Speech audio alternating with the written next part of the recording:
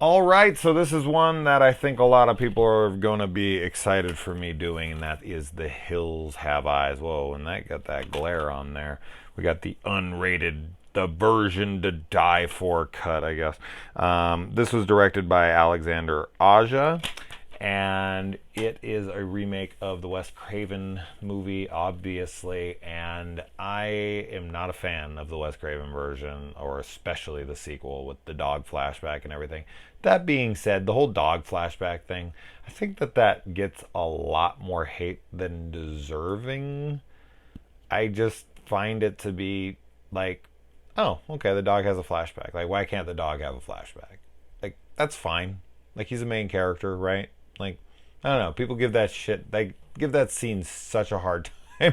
And I get it. It's kind of funny. But at the same time, I'm just like, why can't the dog have a fucking flashback? Anyway, so the dogs in this, we got Beauty and the Beast.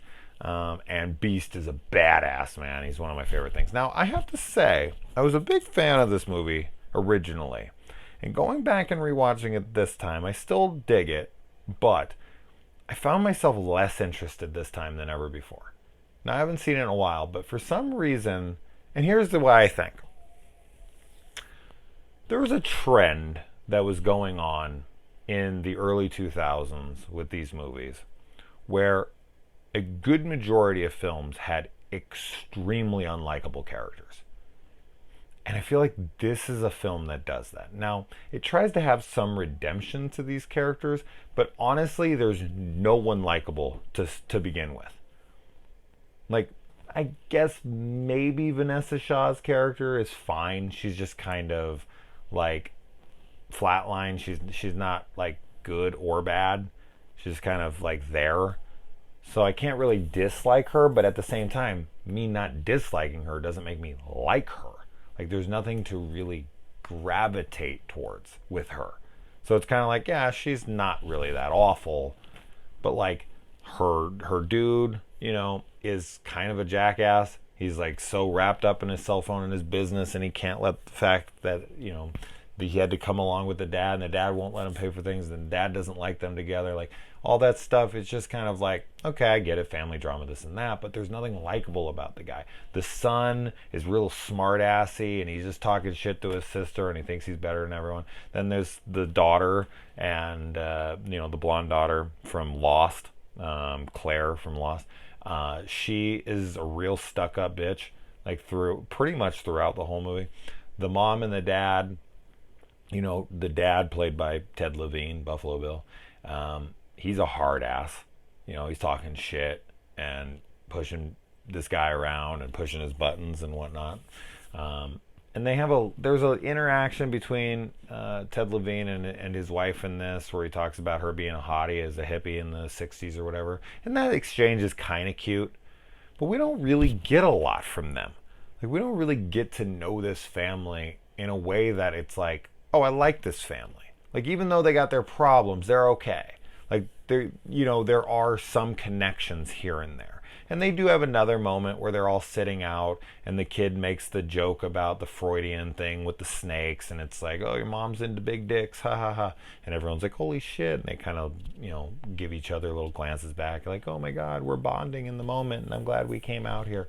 But they're just few and too, the whole, like, it's too few and far between for me. Like, I'm just kind of like, yeah, there's these teeny moments. But now, granted, I'm a dog person and I like animals, so this is probably like Beast kind of wins by default, but like Beast is my favorite character in the movie by far. And it's the character that I absolutely by far didn't want to die, especially after having to watch Beauty fucking corpse found and she's completely disemboweled. Like, that's brutal. Of course, I mean, anytime we watch those dogs die in movies, we're like, oh no, why are you doing this to us? But it's like Beast gets his revenge. Like, throughout the movie, Beast is on the hunt. And it actually made me think, like, could it work? Could it work? Could you have an entire fucking movie where a dog is out for revenge? Like, an I spit on your grave, but with a dog. Like, going around and mutilating people who, killed his girlfriend. I mean, it kind of worked. And it didn't kind of work. This movie's amazing. So it did work. Except for they made it the antagonist and not the protagonist. But this kind of happened in Orca the Killer Whale, which is a fantastic film if you haven't seen it. But I'm just sitting here thinking, like, yeah, I guess that's kind of the setup of that film, except for, as I said, they make that the orca the villain of the movie, as to where I see it is like he is the protagonist. I guess it's just your viewpoint on the movie. So I guess maybe if you view it in the way that he's the protagonist. But could you make an entire film of Beast going out and killing rednecks, deformed rednecks like this? Yeah, I'd watch it. I'd watch the shit out of it, man. Every time he attacked someone, it was like, yeah, Beast, get him. Especially when he took out that wheelchair guy. That wheelchair guy, you just wanted to go. And I don't know why the dude wouldn't have taken him down. Like, he had him right there, dead to rights, and he didn't do anything to him. He didn't even go and talk to him. There wasn't even an exchange of dialogue. Like, that just seems silly to me.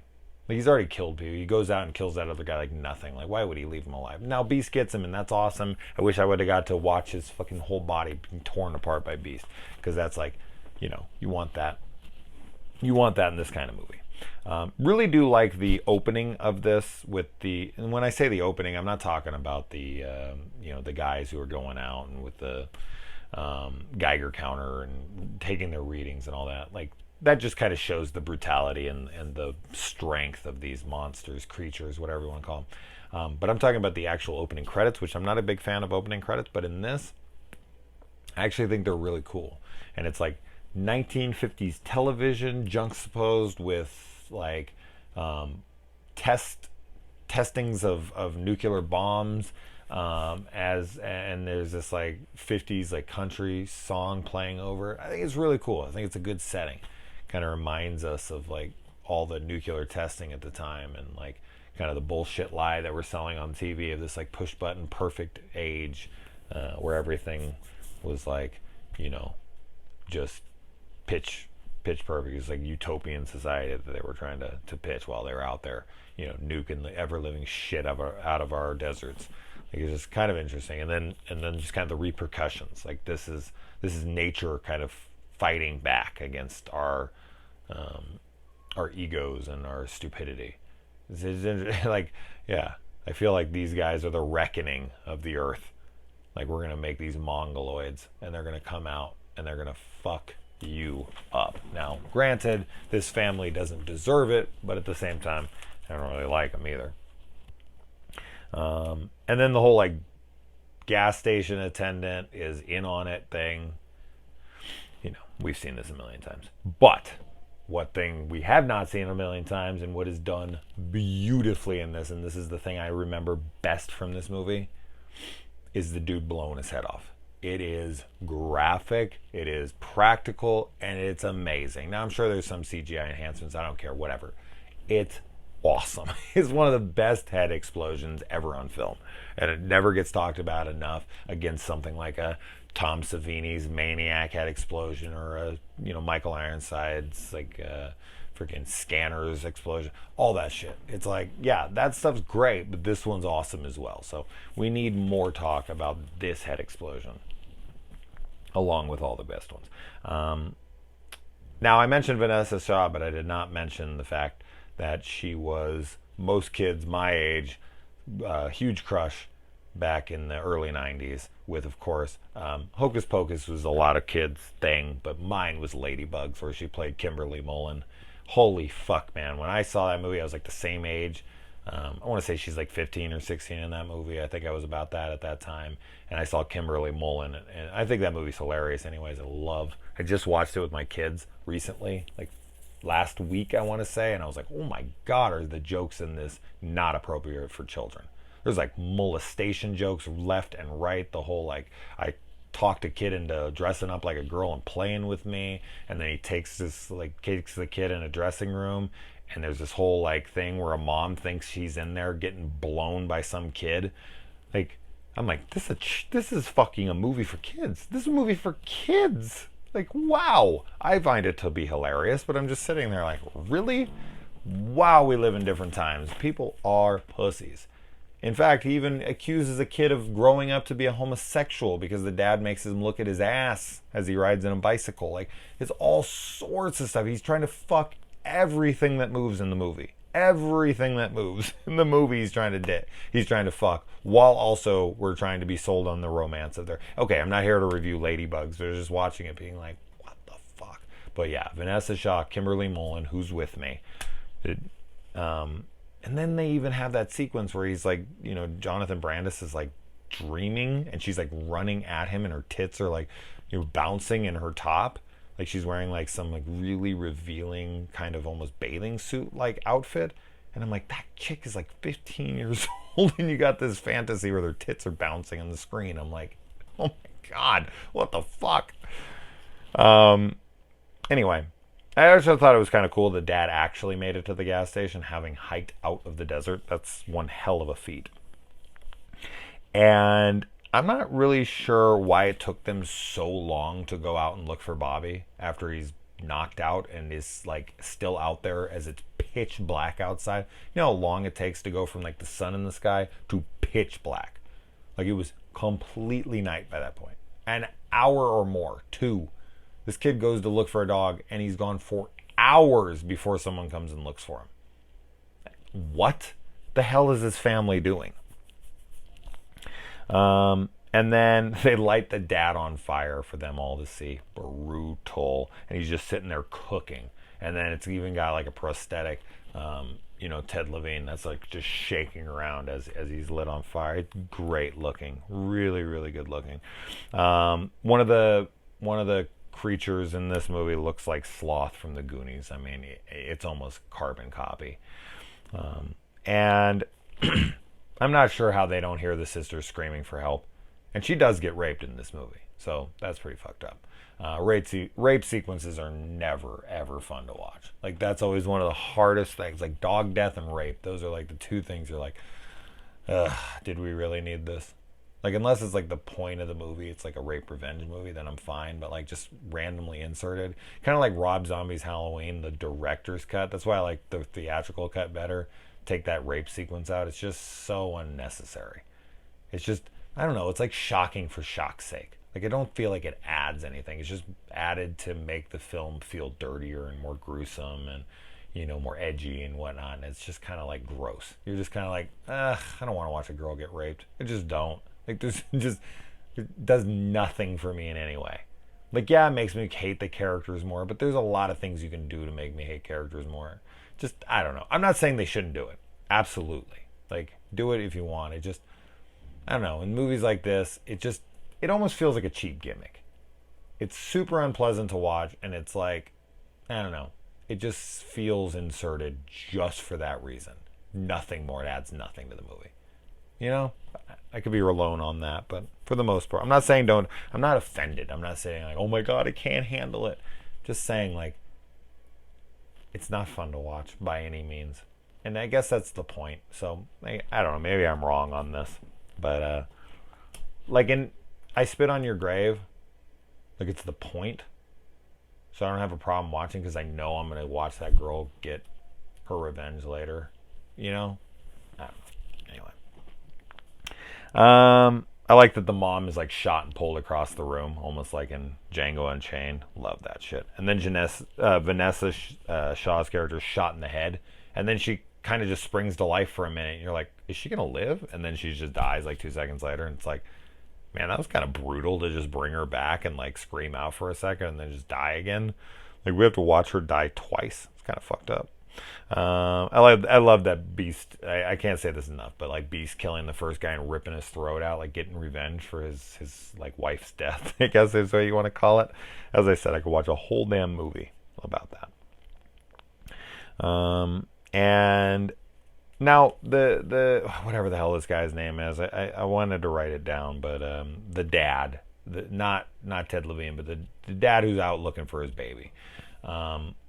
He becomes somewhat of a badass in this, which I liked. I liked he had that turnaround. So he does kind of have a little bit of a redemption. And that's where the movie makes a big turnaround for me, is once he gets into the nuclear testing facility site and he's in there and he's, going to town on these guys and he's fighting back and forth and he wakes up in a containment of like bodies and shit. And then like gets his fingers chopped off and sticks the thing into the guy's foot and then sticks it into his head and breaks his shit open, goes out and attacks that other guy and all. Like, he becomes this big badass that just goes and wrecks people. Now, this movie could have benefited, honestly, from maybe like 4 or 5 more mutants being just butchered by this guy and the kids that are back at the fifth wheel. That would have been a little bit better. Billy Drago's guy who gets blown up and she just sticks a thing into his head. I don't know. One, like, I feel like you could have had like 5 explode, 5 blow up in there. Have a couple more booby traps turn into fucking Home Alone or something. I don't care if it makes sense. Just want to watch these things get brutalized. And we only get to see what, like 5 or 6 of them. Like, there should be more. There should have been more. That just gives them this artistic license to just show fucking full brutality throughout the film. Like, watch it, get like 4 or 5 more kills. Although in theaters, I guess maybe you're going for that R rating, so maybe you wouldn't have been able to get it. But I just think that that's another thing this film is missing. So if you would have had a little bit better character development and some characters to root for in the opening, and then to up the killing of the mutated Hicks out there, I think that would have elevated the film considerably. I still think it's a good movie. I still think it's a fun remake. I think it's much better than the original, although I would have to rewatch the original now. But when I first saw it, I hated it. I thought it was trash. So I'd be curious to see what I think of now, because I haven't seen the movie in 20 plus years. Maybe I'll like it more than this. I doubt that, though. That kid has to see his mom eaten. Like, walk in on your mom being eaten. Not eaten out. Like, that would be traumatizing on its own, right? But, like, watch your mom being actually, like, eaten. That'd be rough as well. And then the kid running from Billy Drago's freaking character and just blindly firing behind him. I wanted to grab that gun and shove it up that kid's ass and pull the trigger. I was so fucking angry with him. Like, just stand there for 2 seconds and aim and shoot the fucking guy. Or don't shoot at all. Run or shoot. Don't do both. Okay? Don't do both. Little fucking idiot. And then I like that, Ruby is the good one and she comes and kind of saves the day. She saves the baby and then she tackles the dude off the cliff. That guy has played some like fucked up face characters. That's the same guy from Land of the Dead, right? That has like half his face burnt and shit. Like, I feel like that guy's wearing prosthetics on his face a decent amount.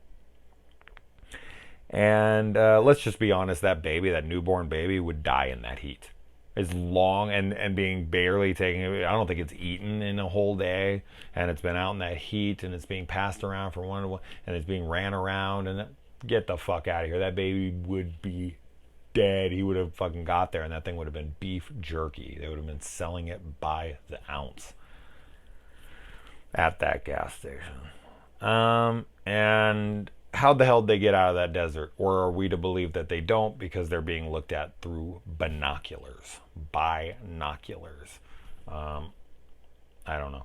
But overall, yeah, it's a good movie, but not as good as I remember, and that's because of the lack of character development, and there just needed to be a little bit more gore, a little bit more brutality in the kills in this movie. Some of them were really good, but the best kill in this movie for me by far is the guy taking his own life and blowing his head off. That shit is awesome. We need more kills like that in this film. Like, mostly it's just like sharp objects being shoved into people's heads or like being shot, and that's it. Like, you just get like a pickaxe or something in somebody's head, and that's it. Like, we needed more than that, and this movie should have more than that. Now I am going to cover Hills Have Eyes Part 2, the sequel to this one, next, and I'm going to watch some of that now before bed, but I'll get that up as soon as possible. So yeah, this one isn't as good as I remember, but I still think it's a really okay. It's a pretty good watch, and I know how I would definitely fix it for myself. But what do you guys think? Let me know. Adios.